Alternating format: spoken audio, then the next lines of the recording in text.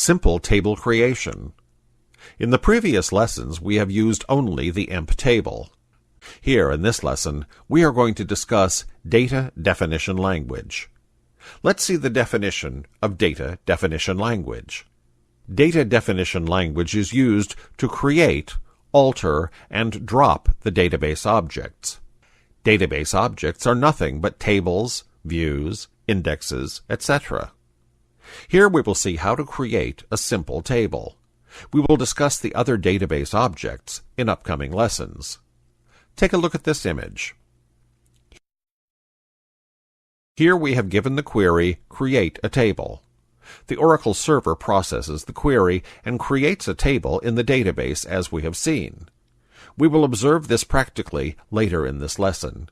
Now we can discuss the syntax for creating a table. In this syntax, create table is a key word to create a table in the database. Table name is the name of the table to be created. Column name 1 to column name n specifies the names of the columns to the table.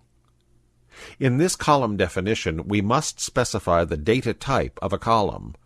It specifies the type of data and the length of data to be stored. In this column definition, we can also specify the default expressions. It will be useful when we provide default values to the specific columns. Before creating a table, decide the column names and data types. Let us create a table named Details. First, go into SQL Plus and type the statement in the SQL prompt like this. Here we have written a statement to create a table named Details. In this table we have created columns named S/No, name, phone number, age, and city. Now press the Enter key to execute this statement. Let's discuss each element of this table creation statement. Create table is a key word to specify the creation of a new table. Details is the name of the table. This table contains the columns. First, S/No column is going to store the serial number, so it is defined as a numbered data type. Then, name column is going to store the name, so it is defined to hold the name length of 20 characters. Phone number column is created to store the phone number of 10 digits. Age column is created to store the age, so it is declared as an integer. City column is created to store the city up to 20 characters. Finally, this shows the result as table created.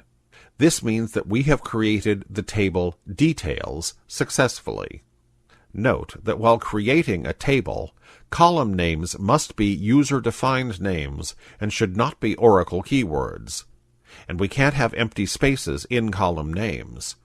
In case we use the table name which already exists in the database, then it will display an error message as the name is already used by an existing object.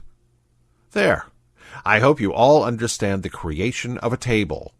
In the next lesson, we will discuss table creation with the default option.